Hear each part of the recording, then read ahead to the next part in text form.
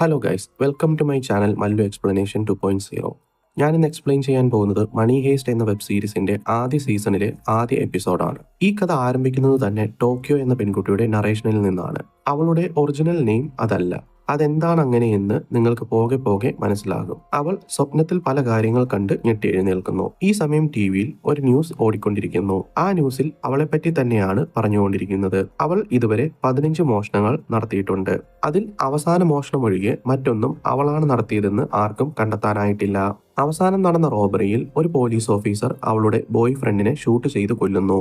അതിന് പ്രതികാരമെന്നോണം അവളും ആ പോലീസ് ഓഫീസറിനെ തിരികെ വെടിവെച്ച് കൊല്ലുന്നു. പോലീസ് ഓഫീസറുടെ മരണത്തോടെ ടോക്കിയോയെ ഒരു പിടികിട്ടാപ്പുള്ളിയായി അവർ മുദ്രകുത്തുന്നു.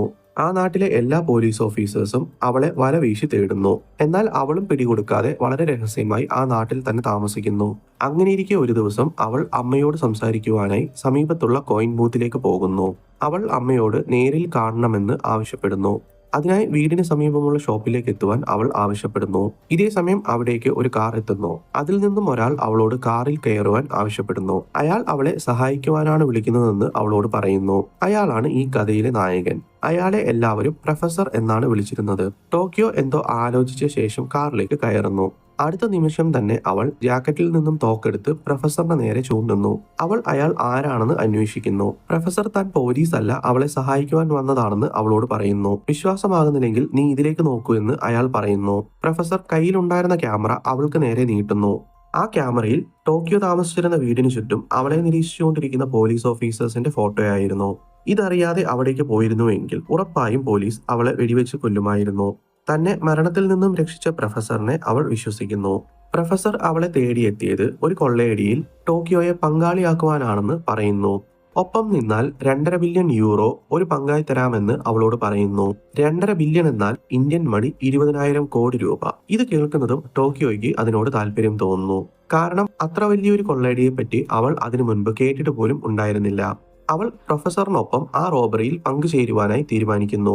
പ്രൊഫസർ ടോക്കിയോയെ പോലെ പല സ്ഥലങ്ങളിൽ നിന്നും കണ്ടെത്തിയവരെ ഒപ്പം ചേർത്ത് ഒരു പഴയ വീട്ടിലേക്ക് പോകുന്നു. അവിടെ അവർക്ക് മുന്നിൽ പ്രൊഫസർ തന്റെ പ്ലാൻ അവരോട് പറയുവാൻ ആരംഭിക്കുന്നു. അതിന് മുന്നോടിയായി തന്റെ ചില റൂൾസ് അവരോട് പറയുന്നു. No relationship. ഗ്യാങ്ങിലെ മറ്റ് മെമ്പേഴ്സിന്റെ ഒപ്പം പരസ്പരം ആർക്കും ഒരു ബന്ധവും ഉണ്ടാകാൻ പാടില്ല. അടുത്തത്, ഹേസ്റ്റിന്റെ ഇടയിൽ ആരും കൊല്ലപ്പെടുവാൻ പാടില്ല. കൂടാതെ ആരും ആരുടെയും പേഴ്സണൽ ഡീറ്റെയിൽസ് പരസ്പരം ഷെയർ ചെയ്യുവാൻ പാടില്ല. പ്രധാനമായും ആരും അവരുടെ ഒറിജിനൽ പേര് പറയുവാൻ പാടില്ല. അതിനുവേണ്ടി അവിടെ കൂടിയിരിക്കുന്ന ഓരോരുത്തർക്കും ഓരോ സിറ്റിയുടെ പേര് നൽകുന്നു. ഇങ്ങനെയാണ് ടോക്കിയോയ്ക്ക് ആ പേര് കിട്ടുന്നത്. അവൾക്കൊപ്പം മറ്റുള്ളവരെയും പരിചയപ്പെടുത്തുന്നു. ബെർലിൻ. ഇയാൾ ഇതിനോടകം 25-ൽ പരം കൊള്ളയടി നടത്തിയിട്ടുണ്ട്.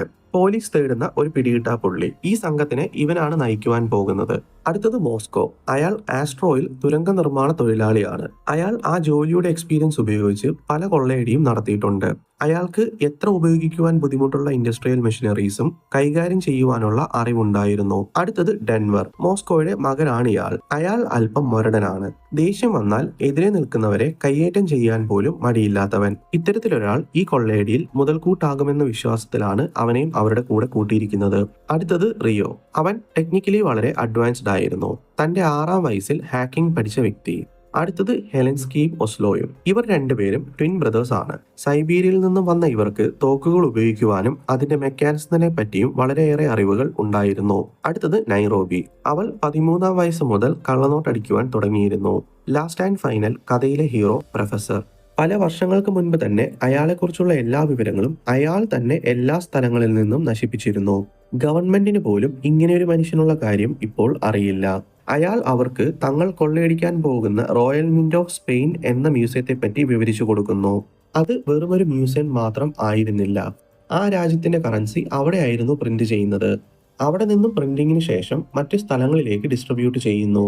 കൊള്ളയടിക്കുവാനായി വെള്ളിയാഴ്ച ദിവസം രാവിലെ 8:30-ഓടെ ഒരു വാനിൽ അവർ 8 പേർ യാത്ര ചെയ്യുന്നു. എന്നാൽ ഈ സമയം പ്രൊഫസർ അവരോടൊപ്പം ഉണ്ടായിരുന്നില്ല. കാരണം പ്രൊഫസർ പുറത്തുനിന്നും ഇൻസ്ട്രക്ഷൻ കൊടുക്കുകയും അതിനനുസരിച്ച് ഈ 8 പേർ മോഷണം നടത്തുകയും ചെയ്യുന്നതാണ് ഇവരുടെ പ്ലാൻ. അവർ ട്രക്കിനുള്ളിൽ മാസ്കും ജാക്കറ്റും ധരിച്ച് റെഡിയായി ഇരിക്കുന്നു. ഈ സമയം ഡെൻവർ തന്റെ കയ്യിലെ മാസ്കിലേക്ക് നോക്കി ഇതാരുടെ മുഖമാണെന്ന് ചോദിക്കുന്നു. അതിന് മറുപടി എന്നോണം ഡെൻവറിന്റെ അച്ഛൻ അതൊരു ഫേമസ് പെയിന്ററിന്റെ മുഖമാണെന്ന് പറയുന്നു. അയാളുടെ പേര് ഡാലി എന്നാണെന്ന് പറയുന്നു. ഈ മാസ്കും ആവേശവും കഥയിലെ ഒരു പ്രധാന കഥാപാത്രം തന്നെയായിരുന്നു.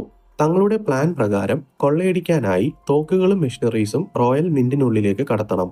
അതിനായി ആഴ്ചയിലൊരിക്കൽ റോയൽ മിന്റിനുള്ളിലേക്ക് പണം പ്രിന്റ് ചെയ്യുവാനുള്ള പേപ്പർ റോൾ കൊണ്ടുപോകുന്ന ലോറി അവർ ഹൈജാക്ക് ചെയ്യുന്നു. നൈറോബിയും ടോക്കിയോയും സാധാരണമായി മെയിൻ എൻട്രൻസ് വഴി ഉള്ളിലേക്ക് കടക്കുന്നു.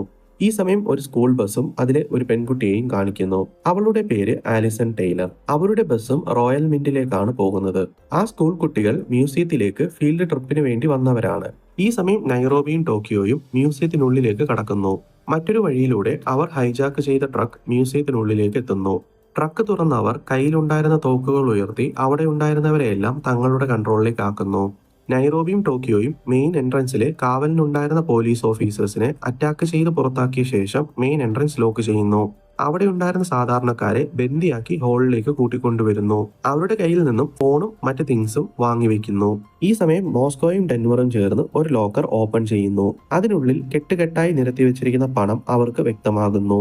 അവരിരുവരും ചേർന്ന് അവിടെ ഉണ്ടായിരുന്ന പണം തങ്ങളുടെ ബാഗിലേക്ക് വാരി നിറയ്ക്കുന്നു. ബന്ദികളുടെ കയ്യിൽ നിന്നും വാങ്ങിയ ഫോൺ അവരുടെ ഡീറ്റെയിൽസ് എഴുതി ഭിത്തിയിലേക്ക് പതിക്കുന്നു. ഈ സമയം മെയിൻ ഹാളിലേക്ക് എത്തിയ ബെർലിൻ അവിടെ ഉണ്ടായിരുന്നവരിൽ മോണിക്ക ആരാണെന്ന് അന്വേഷിക്കുന്നു.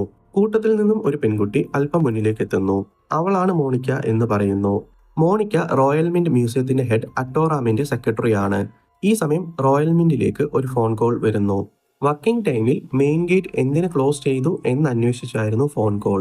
അവർ മോണിക്കയെ ഗൺ പോയിന്റിൽ നിർത്തി ആ കോളിന് മറുപടി നൽകുവാൻ ആവശ്യപ്പെടുന്നു.